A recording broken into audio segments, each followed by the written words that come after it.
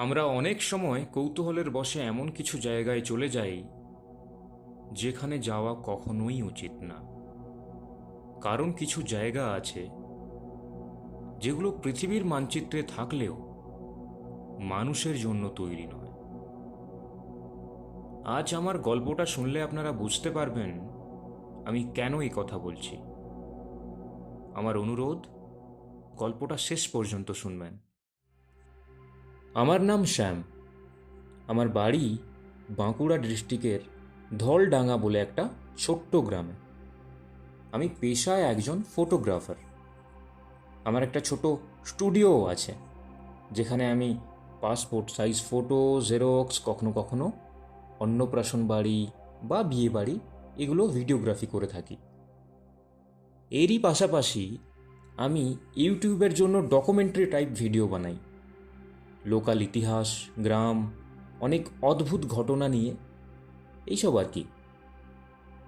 স্ত্রী প্রায়ই বলে, তোমার এই অজপাড়াগায় যাওয়ার শখটা একদিন বিপদ ডেকে আনবে। আমি প্রত্যেকবারই হেসে উড়িয়ে দিই। একদিন দুপুরে স্টুডিওতে বসে ফেসবুক স্ক্রল করছিলাম। হঠাৎ একটা ভিডিও পেলাম। সেই ভিডিওতে যা দেখলাম তা কিছুটা এরকম ছিল। সুন্দরবনে নাকি একটা গ্রামে কয়েক বছর আগে কয়েকজন হঠাৎ নিখোঁজ হয়েছিল। গ্রামের লোকজন বলে ওদের নদী নেয়নি, ওদের জঙ্গলও নেয়নি, ওদের ওই জায়গা নিয়েছে। আমার মনের মধ্যে পুরো ব্যাপারটা একটু ডিটেলসে জানার আগ্রহ হলো। আমি কমেন্টে করি, দাদা লোকেশনটা কোথায় যদি একটু বলতেন। 2 দিন পর দেখলাম একজন আমার কমেন্টের রিপ্লাই দিয়েছে এবং একটা ডিএমও এসছে। গ্রামের নাম চিতপুর। যিনি রিপ্লাইটা দিয়েছেন তার প্রোফাইলটা চেক করলাম। একটু অদ্ভুত লাগলো, যেন মনে হচ্ছে প্রোফাইলটা আজকেই বানানো হয়েছে আর আমার প্রশ্নের উত্তর দেওয়ার জন্যই বানানো হয়েছে। আমি টাইম না নষ্ট করে গুগল ম্যাপে সার্চ করি গ্রামটা কোথায়, কিন্তু পুরো স্পষ্ট দেখায় না, কিন্তু নদীর ধারে একটা ছোট্ট গ্রাম মার্ক করা আছে। বেশি আর টাইম নষ্ট না করে আমি ঝটপট প্ল্যান বানিয়ে ফেললাম। অনেক দিন পর আমার ইউটিউবের জন্য একটা স্টোরি পেয়েছি, এটাকে হাতছাড়া করলে চলবে না। পরের দিন আমার ডকুমেন্টারির সমস্ত সেট আপ, যেমন পাওয়ার ব্যাংক, এক্সট্রা 2টো memory card, laptop, audio recorder আর আমার কিছু টি শার্ট আর প্যান্ট নিয়ে ব্যাগের সবচেয়ে বড় চেনটা বন্ধ করলাম। নর্মালি কোনো কাজে কোথাও গেলে আমার স্ত্রী নিজেই সব কিছু সুন্দর করে গুছিয়ে দেয়, কিন্তু যখনই আমি ইউটিউব ডকুমেন্টারি টাইপ কিছু বানানোর জন্য কোথাও যাই তখন আমায় সব কিছু নিজেই প্যাক করতে হয়, কারণ তখন আমার স্ত্রী বড্ড রেগে যায়। আসলে ওর এসব পছন্দ নয়। রাত দিন অচেনা অজানা কোনো জায়গাতে গিয়ে আমি থাকি। আমিও বুঝি আমায় অনেক ভালোবাসে, তাই চিন্তা করে আমায় নিয়ে। আসলে ও জানে ইউটিউবটা আমি আমাদের বিয়ের অনেক আগে থেকেই শুরু করেছিলাম, তাই চাইলেও সরাসরি মানা করতে পারে না। সোমবার সকালে বাড়িতে ব্রেকফাস্ট করে বেরিয়ে পড়লাম। বেরোনোর সময় স্ত্রীর কপালে একটা চুমু দিয়ে বললাম, চিন্তা করো না, আমি বৃহস্পতিবার সন্ধ্যের মধ্যেই ফিরে আসব। আমি সুন্দরবন যাচ্ছি। মাকেও প্রণাম করলাম। মা বললেন, জোয়ার ভাটা দেখে যাস, সময় মতো ফোন করিস, নিজের খেয়াল রাখবি। আমি বাঁকুড়া থেকে কলকাতার জন্য বাস নিলাম আর কলকাতা থেকে ক্যানিংয়ের জন্য বাস। সন্ধে 6টা নাগাদ ক্যানিং পৌঁছলাম। 7-8 ঘন্টা বাসে বসে বসে কোমরটা যেন ধরে গেছে। এবার আবার অটো নিতে হবে ঘাট পর্যন্ত যাওয়ার জন্য। সেখান থেকে আবার ভটভটি নৌকা। নৌকা যখন পেলাম প্রায় সন্ধে 7টা। অন্ধকার প্রায় ঘিরে ধরেছে এলাকাটাকে, কিছুই দেখতে পাচ্ছি না। নৌকা চালাচ্ছেন একজন 80-85 বছরের বৃদ্ধ। সন্ধে হয়ে যাওয়ার কারণে উনি তো আমায় এক প্রকার মানাই করে দিয়েছিলেন। আমি হাতে পায়ে ধরে 500 টাকা কোনো রকম গুঁজে দিয়ে মানিয়েছি ওনাকে। মাঝি মশাইকে জিজ্ঞাসা করলাম, কত সময় লাগবে চিতপুর যেতে? উনি বললেন, ঘণ্টাখানেক, মানে প্রায় 8টা। আমার 5 বছরের ইউটিউব কেরিয়ারে এত নতুন নতুন অজানা জায়গা ঘোরা হয়ে গেছে যে খুব সহজে ভয় লাগে না। কিন্তু কেন জানি না আজ বুকের ভেতরটা একটু কম্পন হচ্ছে। একটাই চিন্তা, এত রাতে একটা থাকার জায়গা পেলেই হয়। গ্রামে যখন পৌঁছলাম তখন ঘড়ির কাঁটা 8:30টার ঘরে পৌঁছেছে। গ্রামটা খুব ছোট, 12 থেকে 15 ঘর হবে। একটা দুটো ঘর বাদে সব ঘরেই লাইট বন্ধ। অন্ধকারে একটা মন্দিরের মতো কিছু দেখতে পেলাম। কাছে যেতেই দেখলাম এটা একটা কালী মাতার মন্দির। মন্দিরে কোনো লাইট নেই, শুধু দেবীর কাছে একটা ছোট্ট প্রদীপ জ্বলছে। মনে মনে মা কালীকে ডাকলাম আর বললাম, মা, আজকে একটা ব্যবস্থা করে দিতেই হবে আপনাকে। এত রাতে কার বাড়ির দরজায় কড়া নাড়ব জানি না, সাহস পাচ্ছি না। হঠাৎ দূরে একটা বাড়িতে ক্ষীণ হলুদ আলো জ্বলে উঠল। অন্ধকারের বুক চিরে সেই আলোটা যেন সরাসরি আমার চোখে এসে লাগলো। আমি স্থির হয়ে তাকিয়ে রইলাম। কয়েক সেকেন্ড পর দেখলাম বাড়ির দরজাটা ধীরে ধীরে খুলছে। তারপর ভেতর থেকে একটা ছায়া বেরিয়ে এলো। একজন বয়স্ক মানুষ, হাতে একটা লাঠি। লাঠিটা মাটিতে ঠুকতে ঠুকতে, না, শুধু ঠুকছিলেন না, যেন মাপছিলেন।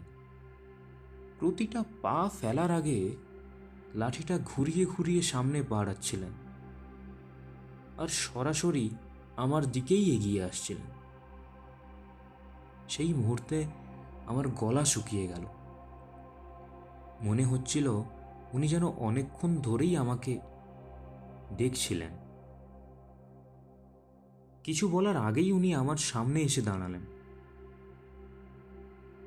চোখ দুটো কেমন অদ্ভুতভাবে স্থির।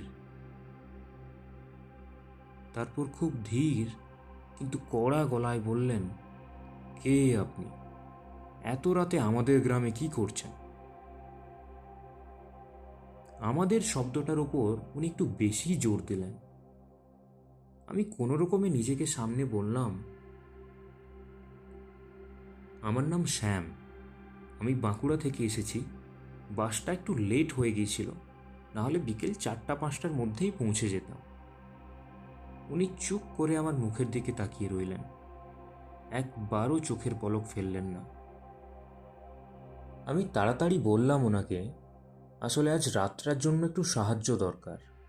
গ্রামের কোথাও যদি একটু থাকার ব্যবস্থা হতো।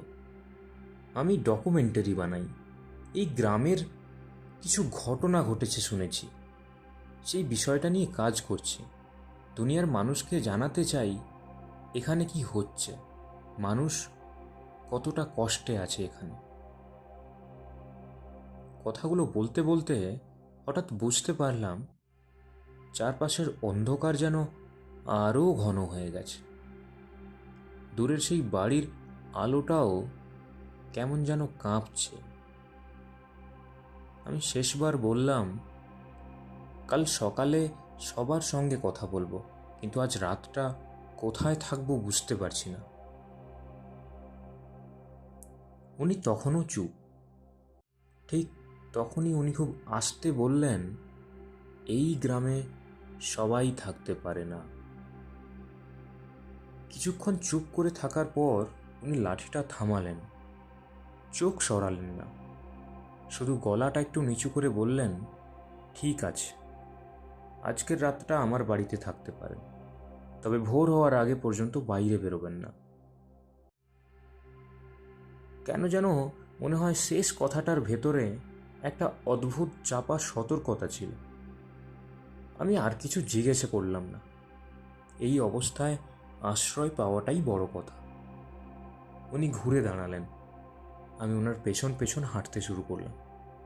মাটির রাস্তা, দুপাশে কালো অন্ধকার। বাড়িটার সামনে এসে দেখি ছোট পুরনো একটা মাটির বাড়ি। ভেতরে একটা কেরোসিনের বাতি জ্বলছে। দেওয়ালে পুরনো ফ্রেমে ঝাপসা কিছু ছবি, স্পষ্ট দেখা যায় না কার। উনি আমাকে একটা ছোট ঘরে নিয়ে গেলেন, বললেন এইখানে শুয়ে পড়ুন।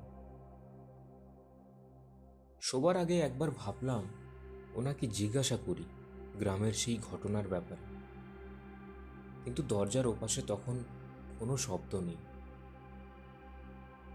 বুঝলাম উনি আশেপাশে নেই। রাতটা অদ্ভুতভাবে কেটে গেল। মাঝে একবার মনে হলো কেউ যেন করিডোরে হাঁটছে, কিন্তু নিজেকে বোঝালাম নতুন জায়গা, তাই হয়তো ভুল শুনছি। ঘুম ভাঙতেই আমার প্রথমে মনে হলো আমি কোথায় আছি। ঘরটা অদ্ভুত নিস্তব্ধ, বাতাস ভারী হয়ে আছে। দরজা খুলতেই ঠান্ডা একটা হাওয়া মুখে এসে লাগলো। উঠোনে বেরোতে দেখলাম বৃদ্ধ ওখানে বসে আছে, লাঠিটা কোলে রাখা। ওনার চোখে অদ্ভুত স্থিরতা। উনি জিজ্ঞাসা করলেন আমায় ঘুম হয়েছে। আমি মাথা নাড়লাম। একটা জিনিস লক্ষ্য করলাম, এই গ্রামে যেন প্রাণের কোনো অস্তিত্ব নেই। পুরো গ্রামটা একদম সাইলেন্ট হয়ে আছে। কোনো শব্দ নেই, কোনো বাচ্চার আওয়াজ নেই, কোনো হাঁস মুরগি নেই। গ্রাম, অথচ জীবনের শব্দ নেই। আমি বাড়িতে একটা কল করব বলে মোবাইল বের করলাম, কিন্তু দেখলাম মোবাইলে নেটওয়ার্ক নেই। একটু বেলার দিকে গ্রামের সবাই একজোট হলেন ওই মা কালীর মন্দিরের কাছেই। আমি যার বাড়িতে আশ্রয় নিয়েছিলাম সেই বৃদ্ধই আমার পরিচয় করিয়ে দিলেন পুরো গ্রামবাসীর কাছে। আমি ওনাদেরকে সবাইকে বললাম আমার এখানে আসার কারণ এবং কি আমার লক্ষ্য। ওনারা সবাই নিজেদের মধ্যে কিছু কথা বলা বলি করতে লাগলেন। তারপরে আমি আমার ক্যামেরাটা চালু করলাম, রেকর্ড স্টার্ট করলাম। প্রথমে এক বৃদ্ধা বললেন, 7 জন উধাও হয়ে যায়নি বাবু, ওদের ডাকা হয়েছিল। আমি জিজ্ঞাসা করলাম কে ডেকেছিল। বৃদ্ধা নদীর দিকে আঙুল তোলে, ওপাশে দরজা আছে। আমি জিজ্ঞাসা করলাম কিসের দরজা। বৃদ্ধা ফিস ফিস করে, এই দুনিয়া আর অন্য দুনিয়ার মাঝের দরজা। অন্য একজন বলল, সেই রাতে আমরা দেখেছিলাম নদীর জল উল্টো দিকে বইছিল। ওরা 7 জন নদীর দিকে হাঁটছিল। আমরা চিৎকার করে বলেছিলাম যে ওদিকে যাস না, ওদিকে যাস না, কিন্তু ওরা আমাদের কথা শোনেনি। আমি জিজ্ঞাসা করলাম ওরা ফিরে এসেছিল। লোকটা আমার দিকে তাকিয়ে থাকলো, তারপর খুব আস্তে বলল, ফেরার রাস্তা থাকলে তো আসবে।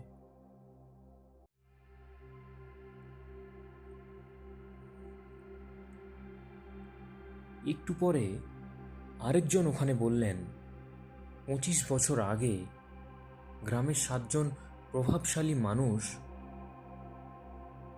তান্ত্রিক আচার করছিল। লক্ষ্য ছিল গ্রামের উন্নতি, শক্তি, সম্পদ প্রাপ্তি করা। কিন্তু তারা যে শক্তিকে ডেকেছিল সেটা নাকি নদীর ভেতরকার রক্ষক ছিল। মন্ত্র ভেঙে গেলে সেই দরজা খুলে যায়, আর সেই দরজা দিয়ে শুধু 7 জন নয়, পুরো গ্রাম ধীরে ধীরে সরে যায় অন্য স্তরে। গ্রামটা পৃথিবীর ম্যাপ থেকে মুছে যায়, কিন্তু গ্রামটা শেষ হয়ে যায়নি। সে আটকে আছে মাঝপথে। বিশ্বাস না হলেও ওখানের পরিস্থিতি আমায় বিশ্বাস করতে বাধ্য করছিল। আমি সব রেকর্ড করলাম। পরের দিন একটা জিনিস দেখে আমি খুব আশ্চর্য হলাম। কারোর ছায়া ঠিক মতো পড়ছে না। নদীর জল স্থির, কিন্তু শব্দ হচ্ছে। দুপুরেও কেমন যেন কুয়াশা নামছে। আমি বুঝতে পারছিলাম আমি ঠিক জায়গায় নেই। সেই রাতে বৃদ্ধ আমায় ডেকে পাঠালেন নদীর পাড়ে। উনি জিজ্ঞাসা করলেন, সব রেকর্ড করেছেন? আমি বললাম, হ্যাঁ। বৃদ্ধ নদীর দিকে তাকিয়ে বলে, আপনি জানেন কেন আপনাকে ঢুকতে দেওয়া হয়েছে এই গ্রামে? আমি চুপ। কারণ গ্রাম কাউকে না কাউকে ফেরত পাঠায়, যাতে এখানের গল্পটা কেউ বাইরে নিয়ে যায়। কিন্তু এখান থেকে কেউ পুরোপুরি ফিরতে পারে না। এই সময় দেখলাম নদীর জল কাঁপতে শুরু করলো। জলের ভেতর কিছু বহু মুখ একসঙ্গে আমার দিকে যেন তাকিয়ে আছে। আরেকটা ফিসফিস শব্দ, আরও একজন, আরও একজন। আমি পিছিয়ে যাই নদীর ধার থেকে। বৃদ্ধ তখন বলে, দরজা আবার খুলছে। পরের দিন সকাল হতেই আমি গ্রাম ছাড়লাম। নৌকোতে বসে যখন গ্রামটাকে শেষবারের মতো একবার দেখলাম, গ্রামটা ধীরে ধীরে কুয়াশার মধ্যে যেন মিলিয়ে যাচ্ছে। আর সেই কুয়াশার মধ্যে থেকে কারোর যেন একটা গলা শুনতে পেলাম, ফুটেজগুলো ভালো করে দেখে নেবেন।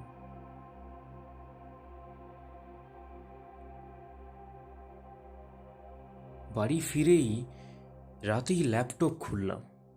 ভাবলাম ফুটেজগুলো একবার দেখে নিই। প্রথম ভিডিওটা খুললাম। আমি দাঁড়িয়ে আছি সেই গ্রামের ছোট্ট মন্দিরটার সামনে। ক্যামেরা চলছে, আমি প্রশ্ন করছি, কিন্তু এ কি? আমার সামনে কেউ নেই। যারা ওখানে দাঁড়িয়েছিলেন সেই জায়গা পুরো ফাঁকা। শুধু মাটির ওপর কিছু ছায়া দেখতে পাচ্ছি, যেন কারোর দাঁড়িয়ে থাকার ছায়া। আমি দ্রুত দ্বিতীয় ভিডিওটা খুললাম, সেই বৃদ্ধের সাক্ষাৎকারের। ভিডিওতে আমি বসে আছি, ক্যামেরা ঠিক করছি, প্রশ্ন করছি, কিন্তু আমার সামনে কোনো মানুষ নেই। শুধু একটা ছায়া দেখা যাচ্ছে।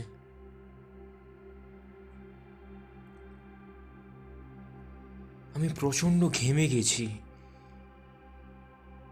দেখছি সেই ভিডিওতে আমার গলা শোনা যাচ্ছে, কিন্তু কারোর উত্তর নেই।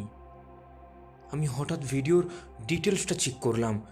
দেখলাম এই ভিডিও আজ থেকে 3 বছর আগের তোলা, কিন্তু আমি তো মাত্র 2 দিন আগে সেখানে গিয়েছি। আমি ভাবলাম ক্যামেরার সেটিংসে হয়তো কোনো সমস্যা হয়েছে। সেই রাতের একটা আলাদা ফুটেজ চেক করলাম, যেই ক্যামেরাটা আমি বাইরে রেখে ঘুমোতে গিয়েছিলাম। ভিডিওর মধ্যে রাতের অন্ধকার, হালকা বাতাসের শব্দ। 2:17 একটা ক্লিপ দেখলাম, মাটির ওপর একটা লম্বা ছায়া নড়ল, কিন্তু ভিডিওতে কোনো মানুষ নেই, শুধুই ছায়া। আমি দ্রুত ল্যাপটপ বন্ধ করলাম। মাথার ভেতর একটাই প্রশ্ন ঘুরছে, আমি সত্যি কার সঙ্গে কথা বলেছিলাম? গুগল ম্যাপে সার্চ দিলাম সেই গ্রামের নাম চিতপুর।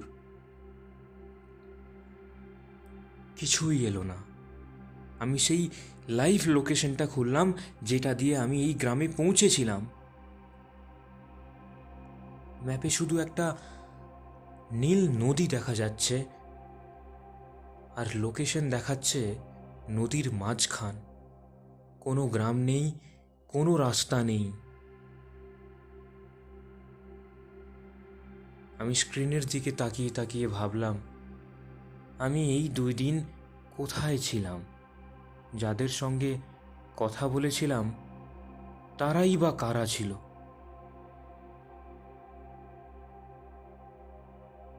আমার ভিডিও ফুটেজে কোনো মানুষ নেই, শুধু তাদের ছায়া রয়ে গেছে।